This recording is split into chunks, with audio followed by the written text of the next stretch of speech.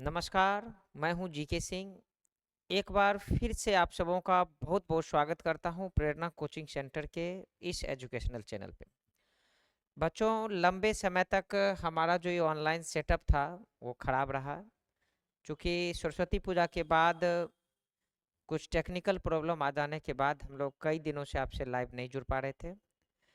आज फिर से हम आप के लिए लेकर आए हैं आपके 12th बायोलॉजी का पहला अध्याय, जिसका नाम है जीवों में जनन, यानी अंग्रेजी में इसको हम लोग रिप्रोडक्शन इन लिविंग ऑर्गेनिज्म के भी नाम से जानते हैं। आज हम लोग इस वीडियो के माध्यम से आपके ऑब्जेक्टिव प्रश्न का 31 से लेकर के 60 प्रश्नों का डिस्कशन करेंगे। इससे पहले हमने जो भी वीडियो बनाया है उसमें पार्ट 1 वीडियो बनाया है, जिसमें हम लोग 1 से लेकर के 30 प्रश्नों का ऑब्जेक्टिव डिस्कशन किए हैं। हम आपके क्लास में कुल मिलाकर के जो मटेरियल्स दिए हैं उसमें 147 प्रश्न है, और उसको हम लोग अलग अलग 5 पार्ट में उसका ऑब्जेक्टिव डिस्कशन करा रहे हैं। तो आज हमारा ये जो वीडियो होगा ये आपके मटेरियल्स का दूसरा वीडियो होगा, जिसका आज हम लोग डिस्कशन करेंगे, जिसमें हम लोग 31 प्रश्न से लेकर के 60 प्रश्नों का ऑब्जेक्टिव डिस्कशन करने का प्रयास करेंगे। तो चलिए सबसे पहले हम लोग शुरू करते हैं। आज के लिए हमारा जो पहला सवाल है वो है, निम्न में से कौन सा एक लिंगी है। देखिए यहाँ क्वेश्चन है कि निम्न लिंगी में से कौन सा एक लिंगी है। अब एक लिंगी का मतलब क्या होता है, पहले हमको इसको समझना होगा। देखिए एक लिंगी का मतलब होता है कि वैसा पौधा जिसमें नर जननांग और मादा जननांग दोनों में से कोई एक ही पाया जाता हो, उसे हम लोग बोलते हैं एक लिंगी। यानी अब इसमें ऑप्शन है सरसों, अरहुल, पपीता, या इसमें से कोई नहीं, इसमें से कोई नहीं। ये हमारा ऑप्शन नंबर 4 है। तो इसका जो हमारा सही आंसर हो जाएगा ऑप्शन नंबर सी, क्योंकि पपीता एक ऐसा पौधा है जिसमें नर अलग होता है और मादा अलग होता है। आप भी गाँव में देखे होंगे कि कुछ पपीता ऐसे होते हैं जिसमें फल नहीं लगता है, इसका मतलब वो नर पपीता है। और कुछ पपीता ऐसा होता है जिसमें फल लगता है, जिसको हम लोग बोलते हैं मादा पपीता। तो चूंकि एक लिंगी का मतलब ही होता है कि वैसा पौधा जिसमें केवल और केवल एक ही जननांग पाया जाता हो, या तो नर जननांग पाया जाता हो या फिर मादा जननांग पाया जाता हो। तो पपीता एक ऐसा पौधा है जिसमें कि क्या है कि केवल और केवल एक ही जननांग पाया जाता है। यानी पपीता दो प्रकार के होते हैं, एक नर पपीता और एक मादा पपीता। तो पपीता क्या हो गया, पपीता हो गया एक लिंगी। तो 31 का जो हमारा सही आंसर होगा वो जाएगा ऑप्शन नंबर सी। चलिए हम लोग अगली प्रश्न की ओर बढ़ते हैं, और हमारा जो अगला प्रश्न है वो है 32 नंबर। सवाल कहता है कि गैमीटा के निर्माण को क्या कहते हैं। देखिए गैमीटा मतलब क्या होता है, युग्मक। गैमीटा का मतलब क्या होता है, युग्मक। गैमीटा का मतलब बच्चों होता है युग्मक। और युग्मक आपको क्लास में भी मैं बताया हूँ कि युग्मक दो प्रकार के होते हैं, एक होता है नर युग्मक और एक होता है मादा युग्मक।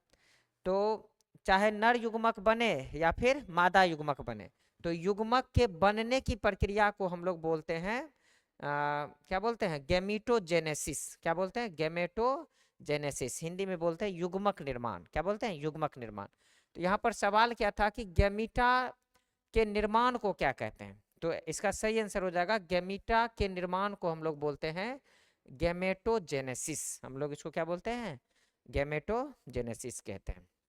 चलिए आज मैच भी है, बहुत सारे बच्चे का ध्यान क्रिकेट मैच पे भी लगा होता है। तो भाई बाद में भी आप पता कर सकते हैं कौन जीता है कौन हारा है, लेकिन कम से कम अपना बायोलॉजी पर ध्यान दीजिए, क्योंकि संडे को टेस्ट होगा और फिर उसमें हम लोग जो भी टॉप करेंगे उसको प्राइज भी देंगे। इसीलिए ऑब्जेक्टिव डिस्कशन को थोड़ा सा ज़्यादा महत्व दें। चलिए हमारा 32 का सही आंसर हो गया ऑप्शन नंबर ए। नेक्स्ट सवाल की ओर बढ़ते हैं, और हमारा 33वां सवाल है। 33वां सवाल है कि सॉरी एक स्लाइड आगे आ गया। हम लोगों का जो 33वां सवाल है कहता है, निम्न में से कौन सा उभयलिंगा, देखिए यहाँ क्या लिखा हुआ, उभयलिंगाश्रयी पादप नहीं है। अब नहीं है कि है, इसके लिए पहले सबसे जानना पड़ेगा उभयलिंगा किसको कहते हैं। तो देखिए उभयलिंगा का मतलब होता है कि जब एक ही जीव में नर जननांग और मादा जननांग दोनों पाया जाता हो तो उसे हम लोग बोलते हैं उभय लिंगाश्रेयी। क्या बोलते हैं? उभय लिंगाश्रेयी।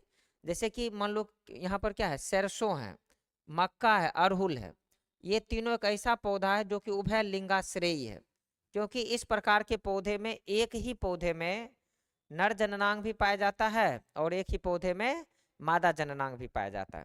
तो लेकिन यहाँ पर क्वेश्चन क्या कहा, उभय लिंगाश्रेयी नहीं है। तो नहीं है का मतलब इसका सही आंसर फिर से हो जाएगा पपीता। इसका सही आंसर क्या हो जाएगा? पपीता हो जाएगा। बहुत सारे बच्चे कभी कभी कंफ्यूज भी करते हैं कि वो पूरा क्वेश्चन नहीं पढ़ते हैं, बस आधा सा क्वेश्चन देखे और फटाक से उसका आंसर मार दी। तो उस स्थिति में आपके जो है वो गलती हो जाता है। आपको निश्चित रूप से पूरा का पूरा क्वेश्चन पढ़ना चाहिए और तब जाकर के इसको आंसर करना चाहिए। तो हमारा जो 33 का सही आंसर हो जाएगा ऑप्शन नंबर हो जाएगा ए। 34 नंबर सवाल हमारा बोर्ड पर है। 34 नंबर सवाल हम लोग एक बार देख लेते हैं। एडवांस में स्लाइड आज भाग रहा है ना। चलिए 34 नंबर हमारा सवाल है कि निषेचन क्या है। क्लास में हम कई बार बताए हैं कि निषेचन क्या होता है। निषेचन का सीधा सा मतलब क्या होता है, जो स्पर्म और ओवा का आपस में मिलना, इसी को हम बोलते हैं निषेचन, और इसके परिणाम स्वरूप बनता है जायगोट। आपको पता है कि जब मेल का स्पर्म और फीमेल का ओवा यानी नर का शुक्राणु और मादा का अंडाणु जब आपस में मिलता है तो इस क्रिया को हम लोग बोलते हैं निषेचन। लेकिन यहाँ पर क्या कहता है कि ये तो ऑप्शन में नहीं है, तो ऑप्शन है अंडा यानी ओवा तथा नर न्यूक्लियस यानी स्पर्म का आपस में संयोजन, ये भी निषेचन कहला जाएगा। तो कभी कभी जरूरी नहीं है कि जो आप थ्योरी में पढ़े हैं हूबहू उसी के जैसा ऑप्शन मिलेगा। ऑप्शन थोड़ा सा घुमा करके भी एग्जाम में पूछा जा सकता है। तो इसीलिए हम लोग ऑब्जेक्टिव डिस्कशन करते हैं ताकि इससे रिलेटेड जो भी रहेगा उसको हम लोग जान सके। जैसे कि हम आपको थ्योरी में बताए होंगे कि निषेचन का मतलब होता है कि शुक्राणु और अंडाणु के आपस में मिलने की प्रक्रिया को हम लोग निषेचन कहते हैं। लेकिन यहाँ शुक्राणु और अंडाणु नहीं है तो उसी को दूसरे भाषा में लिखा गया, अंडा तथा नर न्यूक्लियस का जब आपस में संयोजन होता है तो इस प्रक्रिया को भी हम लोग बच्चों क्या बोलते हैं, निषेचन बोलते हैं। तो 34 का भी हमारा जो सही आंसर हो जाएगा वो हो जाएगा ऑप्शन नंबर सी हो जाएगा। चलिए नेक्स्ट हम लोग सवाल की ओर बढ़ते हैं और हमारा है कि भ्रूणपोष में कितने क्रोमोसोम होते हैं। तो सबसे पहले हम लोगों को ये जानना होगा कि आखिर ये भ्रूणपोष होता क्या है। सबसे पहले हम लोग को जानने का प्रयास करना है कि भ्रूणपोष होता क्या है।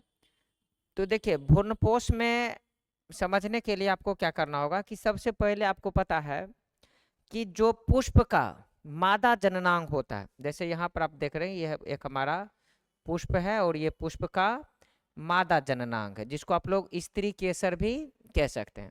और इसका जो ये नीचे वाला भाग होता है इसको हम लोग बोलते हैं अंडाशय। और ये जो भाग है इसको बोलते हैं अंडाशय। और अंडाशय के भीतर पाए जाते हैं बीजांड, और उस बीजांड के भीतर यानी उसके बीजांड के भीतर भी एक अंडाकार संरचना होती है जिसको हम लोग बोलते हैं भ्रूणपोष। हम लोग क्या बोलते हैं, भ्रूणपोष बोलते हैं। इसमें कुल मिलाकर के आप देखेंगे तो इस प्रकार की संरचनाएं आपको देखने को मिलेगी, समझे ना, इस प्रकार की संरचना आपको देखने को मिलेगी। तो इसमें क्या होता है कि अब यहाँ कहता है कि भ्रूणपोष में कितने क्रोमोसोम होते हैं। तो भ्रूणपोष में कुल मिलाकर के क्या होता है, यानी भ्रूणपोष क्या होता है, भ्रूणपोष 3n होता है। यहाँ थोड़ा सा जो है कन्फ्यूजन होगा। यानी भ्रूणपोष क्या होते हैं, तो भ्रूणपोष अगुणित होता है कि द्विगुणित होता है कि त्रिगुणित होता है। तो इसमें जो भ्रूणपोष है वो होना चाहिए 3n यानी त्रिगुणित। इसको हम लोग बोलते हैं त्रिगुणित, भ्रूणपोष को हम लोग बोल सकते हैं त्रिगुणित। तो 35 का जो हमारा सही आंसर है वो ऑप्शन नंबर हो जाएगा सी। चलिए 35 का जो हमारा सही आंसर हो जाएगा वो हो जाएगा ऑप्शन नंबर सी। नेक्स्ट सवाल की ओर बढ़ते हैं और ये हमारा 36 नंबर सवाल है। इसका आंसर बहुत सारे बच्चों को पता भी होगा। कहता है कि अंडपरजक प्राणी क्या है। यानी यहाँ पर नीचे जो है 4 ऑप्शन दिए गए हैं और यहाँ पूछा गया कि अंडपरजक प्राणी क्या है। तो प्रत्येक ऑब्जेक्टिव डिस्कशन से पहले हम लोग क्या करते हैं कि थोड़ा सा उसका थ्योरी भी जान लेते हैं। अभी हो क्या रहा है कि जैसे इससे पहले हम लोग यहाँ वाला माइक लगा रहे थे और आज क्या है कि वो माइक खराब हो गया। हम माइक जो चेंज किए ना बार बार थोड़ा सा डिस्टरबेंस लग रहा है। चलिए अंडपरजक का मतलब होता है कि वैसा जीव जो अंडा देता हो और उस अंडे से जब नए जीव की उत्पत्ति होता है तो इस प्रकार के जीव को हम लोग बोलते हैं अंडपरजक जीव। तो आपको पता है कि मुर्गी भी अंडा देती है, सांप भी अंडा देता है, और इसमें थोड़ा सा लगेगा कि मगरमच्छ, तो आप याद रखिएगा कि मगरमच्छ भी अंडा देता है। यानी अंडपरजक प्राणी मुर्गी भी हो गया, सांप भी हो गया, मगरमच्छ भी हो गया। तो इसका मतलब इसका जो सही आंसर हो जाएगा वो हो जाएगा ऑप्शन नंबर डी, यानी 36 का जो हमारा सही आंसर है वो हो जाएगा ऑप्शन नंबर डी। 37 नंबर सवाल हम लोग देखते हैं, कहता है शुक्राणु जनन का नियंत्रण किसके द्वारा होता है। आपको पता होगा कि शुक्राणु जनन की प्रक्रिया कहाँ होती है। शुक्राणु जनन मतलब क्या होगा, शुक्राणु जनन का मतलब होता है शुक्राणु का बनना।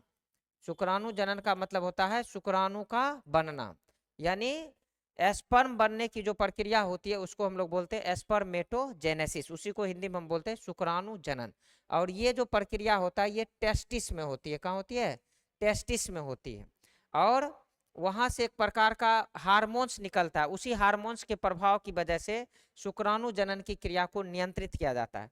तो उस हार्मोन्स का नाम क्या है, तो उस हार्मोन्स का नाम होता है LH, यानी ल्यूटिनाइजिंग हार्मोन्स। इसका फुल फॉर्म होता है बच्चों ल्यूटिनाइजिंग हार्मोन्स। आप अपने मटेरियल में इसको लिख लीजिए, कई जगह इसका फुल फॉर्म भी लिखा रहेगा ल्यूटिनाइजिंग हार्मोन्स। यानी शुक्राणु जनन का नियंत्रण किसके द्वारा होता है, तो याद रखिएगा LH के द्वारा होता है। चलिए तो हम लोग आते हैं नेक्स्ट सवाल की ओर। हमारा जो अगला सवाल है वो है 37 नंबर, सॉरी 38 नंबर। सवाल है कि जब संतति की उत्पत्ति एकल जनक के माध्यम से होता हो तो प्रजनन किस विधि को हम लोग क्या कहते हैं।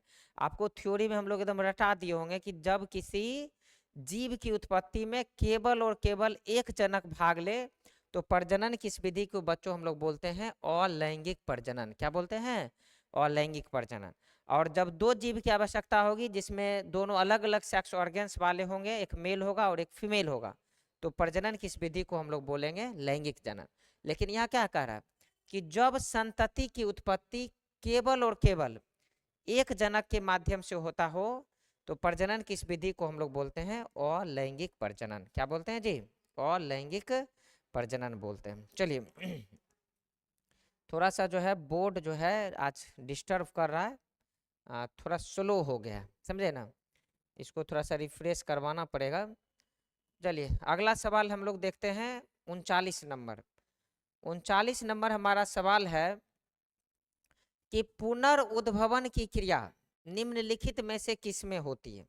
तो पुनर्उद्भवन की जो क्रिया है वो किस में होती है, वो होती है स्पंज में। किस में होगी जी, स्पंज में होगी। पुनर्उद्भवन की क्रिया किस में होगी, स्पंज में होगी। चलिए 39 का जो हमारा सही आंसर हो जाएगा वो हो जाएगा ऑप्शन नंबर क्या हो जाएगा जी, ए। देखिए अब इसका कलम ही गायब हो गया। थोड़ा सा ये ड्रामा जो है वो चल रहा है, इसको हम लोग बहुत जल्द ठीक करेंगे। अब अगले सवाल की ओर चलते हैं हम लोग, जो है 40 नंबर प्रश्न की ओर बढ़ते हैं। हमारा 40 नंबर सवाल है कि मक्का के अर्धसूत्रन में, यानी मक्का का जो अर्धसूत्रन है उसमें गुणसूत्र की संख्या कितनी होती है। तो आपको याद होगा कि मक्का के अर्धसूत्रन में गुणसूत्र की संख्या होती है 20। कितना होता है जी, 20। मक्का के अर्धसूत्रन में जो गुणसूत्र की संख्या है वो कितना होता है जी, ये हो जाता है 20 number, sorry option number C, और आंसर हो जाएगा 20। चलिए कलम दिख रहा है कहीं, कहीं नहीं दिख रहा। चलिए 41 नंबर सवाल है, कहता है आलू में कायिक संचरण किसके द्वारा होता है। देखिए यहाँ पर चारों ऑप्शन दिया है, हमारे हिसाब से चारों के चारों ऑप्शन गलत है। जब आलू में कायिक संचरण किसके द्वारा होता है, कंद के द्वारा होता है। आपको पता होगा पहला बार जब हम किसी को बोलेंगे कि आलू में जो प्रजनन की प्रक्रिया होती है वो किसके द्वारा होती है, जड़ द्वारा, तना द्वारा, पत्तियों द्वारा, पत्र प्रकलिका द्वारा। तो जो व्यक्ति अच्छे से अगर थ्योरी नहीं पढ़ते हैं तो उसको लगता है कि आलू क्या है, जमीन के अंदर पाया जाता है, और उसको लगता है कि ये तन क्या होगा, जड़ होगा। लेकिन ऐसा कुछ नहीं, आलू एक प्रकार का भूमिगत तना है, और ये भूमिगत तना में भी क्या है, एक प्रकंद है। तो याद रखिएगा आलू में जो कायिक संचरण होता है वो किसके द्वारा होगा, कंद के द्वारा होगा। यहाँ पर चारों ऑप्शंस हमारा क्या हो जाएगा, गलत हो जाएगा। यहाँ पर जो हमारा चार थोड़ा सा दिक्कत है, आप मैनेज कर लीजिए। कह रहा कि एक ही फल के भीतर प्रागकोश से परागकण का वर्तिकाग्र तक पहुंचना क्या कहलाता है? जैसे देखिए कि जैसे मान लीजिए कि एक ही पौधा है, जैसे मान लीजिए कि एक ही पौधा में नर जननांग भी है और मादा भी जननांग। जैसे मान लीजिए कि यहाँ पर एक पौधा है और ये हमारा जो है मादा जननांग भी इसी में है और नर जननांग भी इसी में है, यानी वर्तिकाग्र भी उसी पौधे में है और परागकोश भी क्या है उसी पौधे में। इस परागकण से या परागकोश से परागकण निकला और इसी वर्तिकाग्र पे आकर के गिर गया, यानी एक ही पौधा में क्या है परागकोश भी है और वर्तिकाग्र भी है। तो समझ लीजिएगा परागन की इस विधि को हम लोग बोलते हैं स्वपरागन। क्या बोलते हैं? स्वपरागन। तो 41 का जो हमारा सही आंसर हो जाएगा वो हो जाएगा ऑप्शन नंबर ए। 41 का जो हमारा सही आंसर हो जाएगा वो हो जाएगा ऑप्शन नंबर ए। चलिए अब हम लोग बढ़ते हैं 43 प्रश्न की ओर। 43वां सवाल है कि अंडाशय से अंडा निकलने की क्रिया को क्या कह रहा है? अंडाशय से अंडा निकलने की प्रक्रिया को हम लोग क्या कहते हैं? तो इसको बोलते हैं अंडो उत्सर्ग। इसको हम लोग क्या बोलते हैं जी? अंडो उत्सर्ग बोलते हैं। 43 का आंसर हो जाएगा बी नंबर, यानी अंडाशय से अंडा निकलने की प्रक्रिया को अंग्रेजी में बोलते हैं ओवैल्यूशन और हिंदी में इसको बोलते हैं अंडो उत्सर्ग। इसको हम लोग क्या बोलते हैं? अंडो उत्सर्ग बोलते हैं। 44 नंबर सवाल देखते हैं। कहता है कि मानव मादा में अंडा का निषेचन कहाँ होता है? यानी फीमेल में जो ओभा निकलती है, ओभा कहाँ से निकलती है? तो ओभा निकलती है फिलोपियन ट्यूब से। कहाँ से निकलती है जी? फिलोपियन ट्यूब से। ये कहाँ से निकलती है? ये निकलती है फिलोपियन ट्यूब से। कहाँ से निकलती है? याद रखिएगा फिलोपियन ट्यूब से। हिंदी में इसको बोलते हैं फिलोपियन नलिका। समझे ना? आपको पता होगा कि मादा जननांग जब बताएंगे वहां से ओभा की उत्पत्ति होती है। इसी में एक सवाल हम आपसे पूछ रहे हैं कि स्पर्म की उत्पत्ति कहाँ होती है? जैसे कि फीमेल में अंडा की उत्पत्ति फिलोपियन ट्यूब से हो गई है ना, सॉरी निषेचन। निषेचन का मतलब क्या हो गया कि स्पर्म और ओभा कहाँ जाकर के मिलता है? तो मिलता है फिलोपियन ट्यूब में। समझे ना?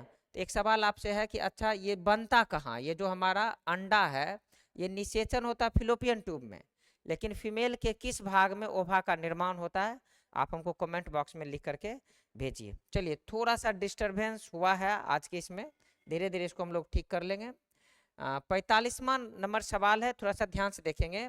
वह प्रक्रिया जिसके द्वारा नर युग्मक एवं मादा युग्मक बनते हैं, यानी वह प्रक्रिया जिसके द्वारा नर युग्मक एवं मादा युग्मक बनते हैं, इसको हम लोग बोलते हैं युग्मक जनन। क्या बोलते हैं? युग्मक जनन। पहले भी हम लोग डिस्कशन किए थे कि नर युग्मक यानी स्पर्म का बनना और मादा युग्मक यानी ओभा का बनना। तो नर युग्मक और मादा युग्मक के बनने की प्रक्रिया को हम लोग बोलते हैं युग्मक जनन। क्या बोलते हैं जी? युग्मक जनन। अंग्रेजी में इसको बोलते हैं गैमेटोजेनेसिस। इसको अंग्रेजी में हम लोग क्या बोलते हैं जी? गैमेटोजेनेसिस बोलते हैं। 46 नंबर सवाल है कि वह जीव या पौधा जिसके शरीर में नर तथा मादा दोनों जनन अंग एक ही जीव में पाए जाते हैं। पहले भी हम आपको ऑब्जेक्टिव में डिस्कशन करा दिए कि वे जीव जिसके एक ही शरीर में नर जननांग भी हो और मादा जननांग भी हो, तो इस प्रकार के जीव को हम लोग बोलते हैं उभयलिंगी। क्या बोलते हैं जी? उभयलिंगी बोलते हैं। तो 46 का जो हमारा सही आंसर हो जाएगा वो हो जाएगा ऑप्शन नंबर बी। चलिए 47 नंबर सवाल है कि मानव नर में शुक्राणु का भंडारण किस अंग में होता है?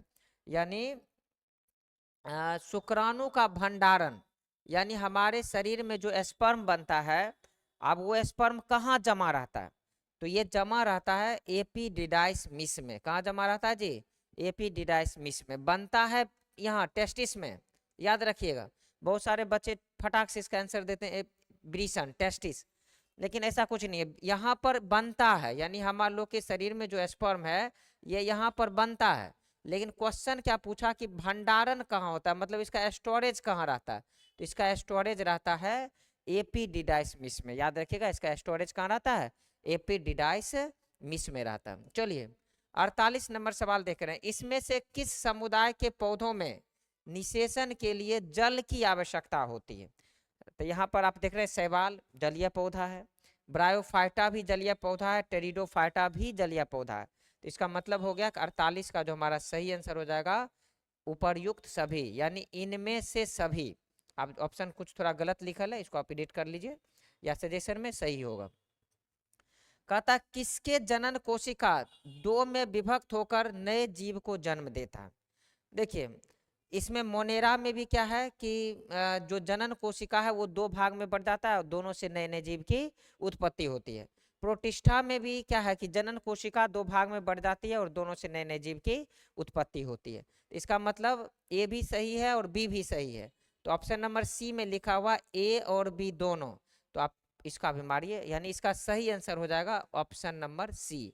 कभी कभी आप लोग क्या करते हैं, पहला ऑप्शन देखते हैं और फटाक से टिक मार देते हैं, तो इससे बचिए, क्योंकि कभी कभी क्या होता है कि पहला भी आंसर सही है, दूसरा भी आंसर सही है और तीसरा में दे देगा ए और बी दोनों, तो उस स्थिति में पूरे ऑप्शन को आपको पढ़ने का काम करना। कभी कभी बी और सी सही होगा और डी नंबर में ऑप्शन लिख लेगा बी और सी दोनों, तो आप पूरा जो है उसका पढ़िए, ज़्यादा समय लगता नहीं है, लेकिन पूरा ऑप्शन को पढ़िए और उसके बाद इसको समझिए। तो 49 का हमारा सही आंसर हो जाएगा ऑप्शन नंबर सी।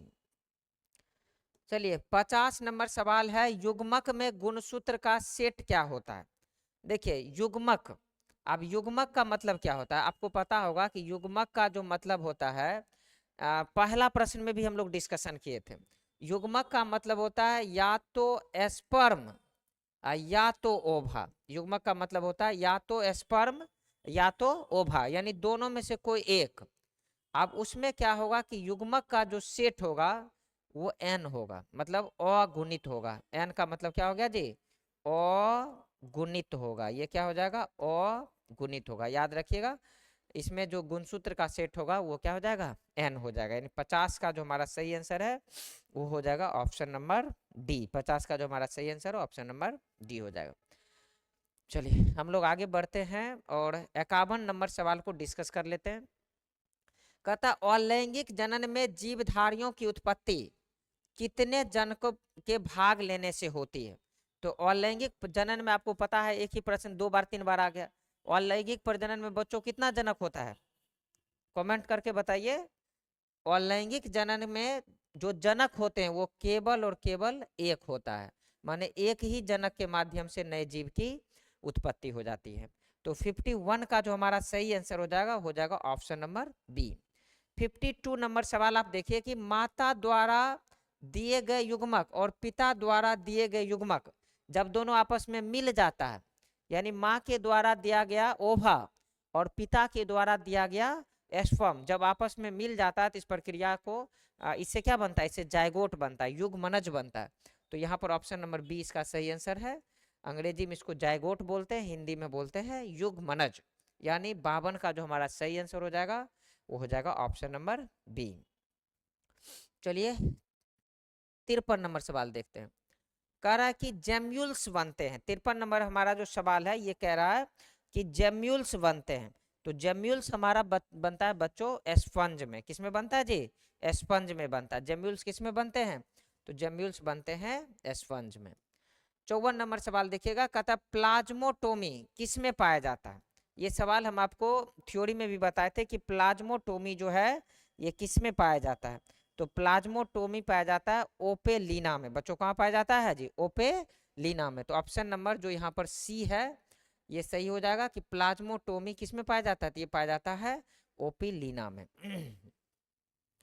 55 नंबर सवाल देखिए, कहता निम्नलिखित में से कौन सा सजीव परजक प्राणी है। अब देखिए सजीव परजक का मतलब क्या हो गया कि जो बच्चे को अपने गर्भ के माध्यम से जन्म देता है उसको हम लोग बोलते हैं सजीव परजक। उसको हम लोग क्या बोलते हैं, सजीव परजक कहते हैं। यानी इसमें से जो 4 ऑप्शन है उसमें से 3 ऑप्शन जो होंगे वो क्या है, अंड परजक का होगा, और एक जो ऑप्शन है वो हमारा क्या है, सजीव परजक है। तो हमारा जो सवाल पूछा गया कि निम्नलिखित में से कौन सा सजीव परजक है, तो सजीव परजक का मतलब होगा कि वे जीव जो बच्चे को जन्म देता है। तो याद रखिएगा बच्चे को जन्म देने वाला प्राणी है बिच्छू। मक्खी में अंडा के द्वारा होता है, कॉकरोच में भी अंडा के द्वारा होता है, और तितली में भी क्या होता है, अंडा के द्वारा होता है। लेकिन यहाँ पर सवाल पूछा कि सजीव परजक कौन है, तो आंसर हो जाएगा ऑप्शन नंबर बी। क्या हो जाएगा, ऑप्शन नंबर बी हो जाएगा। चलिए 56 नंबर सवाल बोर्ड पे है और इसको हम लोग देखते हैं। कह रहा उच्च श्रेणी के पौधों में निषेचन कैसा होता है। जो उच्च श्रेणी का जीव होगा उसमें अधिकांशता जो है वो आंतरिक निषेचन ही होगा, याद रखिए। जैसे कि मानव, मानव भी क्या है, एक उच्च श्रेणी का जीव है, और उच्च श्रेणी वाले जीव में ऑलमोस्ट जो है प्रजनन कैसा होता है, तो वो होगा आंतरिक निषेचन, यानी स्पर्म और ओवा दोनों शरीर के अंदर आपस में मिलेगा, समझे ना। और जो निम्न वर्गीय जीव होते हैं उसमें बाह्य निषेचन की प्रक्रिया होती है। तो याद रखिएगा कि जो उच्च श्रेणी के जीव हैं उसमें निषेचन की क्रिया कैसी होगी, तो ये हो जाएगा हमारा आंतरिक, ये हमारा क्या हो जाएगा, आंतरिक। अब अगला सवाल हमारा है कि पिस्टिया में कायिक प्रबंधन किसके द्वारा होता है। तो पिस्टिया क्या है, एक जलीय पौधे का नाम है, याद रखिएगा। पिस्टिया क्या है जी, एक जलीय पौधे का नाम है। और आपको हम बताए होंगे कि जल में जो प्रजनन होता है, खास करके वेजिटेटिव रिप्रोडक्शन जो होता है, उसको हम लोग बोलते हैं ऑफसेट। क्या बोलते हैं, ऑफसेट। क्या पिस्टिया, आपको जब हम ऑफसेट जब पढ़ा रहे थे कि ऑफसेट क्या होता है, ऑफसेट एक जल में पाए जाने वाला पौधा होता है जिसका जो तना होता है वो मोटा और मसलदार होता है, जिसके अंदर वायुकोष भरे होते हैं। और इस तना के नीचे पत्तियों का गुच्छा पाया जाता है, सॉरी, तना के नीचे जड़ पाया जाता है और ऊपर में है जो पत्तियों का गुच्छा पाया जाता है। और जब ये आपस में एक दूसरे से टूट जाते हैं तो इससे नए पौधे की उत्पत्ति हो जाती है, जिसको हम लोग बोलते हैं ऑफसेट। जैसे कि समुद्र शोक हो गया, वाटर लेटस हो गया, पिस्टिया हो गया, ये सब किसका उदाहरण हो जाएगा जी, ऑफसेट का उदाहरण हो जाएगा। तो 57 का जो हमारा सही आंसर हो जाएगा वो हो जाएगा ऑप्शन नंबर सी। अब सवाल है कि घरेलू मक्खी में गुणसूत्र की संख्या कितनी होती है। आपके घर में जो मक्खी रहती है ना, जिसका जीवन काल 6 महीने का होता है, उसमें गुणसूत्र कितना होता है, ये सब एग्जाम में पूछने वाली बात है। आप ये सब याद करने की चीजें हैं, आपको याद रखना है कि 12 होता है। आपके घर में जो घरेलू मक्खी है उसमें गुणसूत्र की संख्या कितनी होती है, तो 12 होती है। तो 58 का सही आंसर हो जाएगा ऑप्शन नंबर सी। 59 का सवाल है कि निम्नलिखित में से किस प्राणी में ओवी पैट्री होता है। इसका जो सही आंसर हो जाएगा वो हो जाएगा रेटल सर्फ। अब बहुत सारे बच्चे यहाँ पर ये कंफ्यूज कर जाते हैं कि सर ओवी पैट्री का मतलब क्या होता है, कि वे जीव जो अंडे के माध्यम से पैदा होता हो, यानी अंडे के द्वारा उसकी उत्पत्ति होती हो। तो आप सोच रहे होंगे सर मुर्गी भी तो इसका आंसर होना चाहिए। तो आपको बता दें कि अंडा से भी उत्पन्न होने वाले प्राणी दो प्रकार के होते हैं।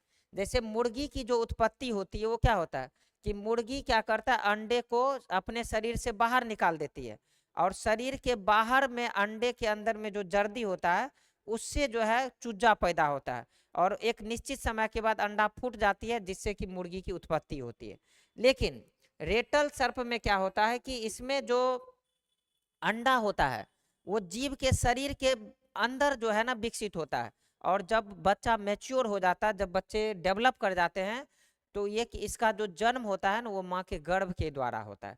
यानी इसका जो भ्रूण है वो पलता है अंडा में, लेकिन जन्म लेता है ये भी सजीव प्रजक प्राणी की तरह। इसीलिए इस प्रकार के जो जीव है इसको हम लोग बोलते हैं ओवो वीवी पैट्री, इसको हम लोग क्या बोलते हैं, ओवो वीवी पैट्री। तो 58 में बच्चे कंफ्यूज मत करना, क्योंकि जब भी आपको लगता है कि ओवो वीवी पैट्री लिखा हुआ तो आप मुर्गी भी सोच लेते हैं, लेकिन मुर्गी नहीं होगा। इसका सही आंसर हो जाएगा 59 का ऑप्शन नंबर सी।